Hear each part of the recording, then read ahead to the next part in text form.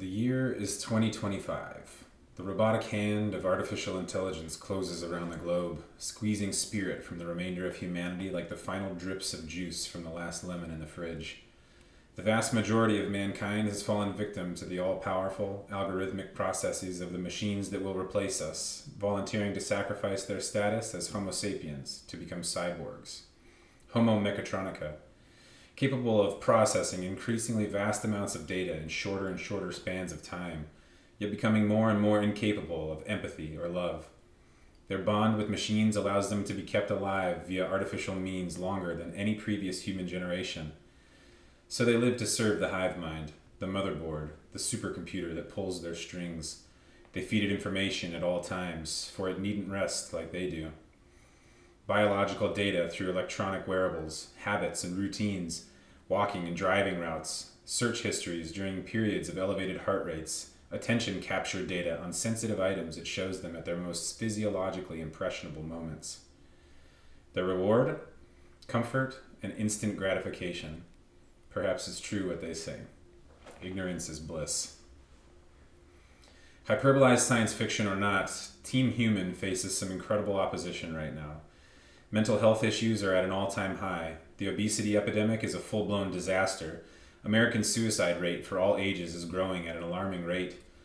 And many of us have been convinced by whatever propaganda machine has sunk its hooks in us, be it blue or red, that the other side of the aisle is full of idiots and never-do-wellers. Instead of getting curious about things, we assume we're right and that we have all the answers because we heard it once on a Rogan podcast or Jimmy Kimmel Live. Now is the perfect time to slow down, to take back some of the time that has been stolen from us by the whirlwind of social media, technological advancement, an endless stream of information trying to seep into every crack of our human foundations. If it seems like it's impossible to keep up with it all, that's because it is. But the good news is you don't have to. You're just a human. And despite what the machines like to tell you, that's still really freaking cool. As the new year rounds the corner, what do your goals for it look like? Are they inspired by agitation or stillness? Have you meditated on them? Do you think about them in the shower, when you're driving, when you're walking the dogs? Or do you always have someone else's opinion running through the background of your life, being piped in through headphones or speakers to dull your voice of yearning that aches to be heard again like it was when you were younger? Take some deep breaths in the sunshine. Learn how to play an instrument. Take a creative writing class.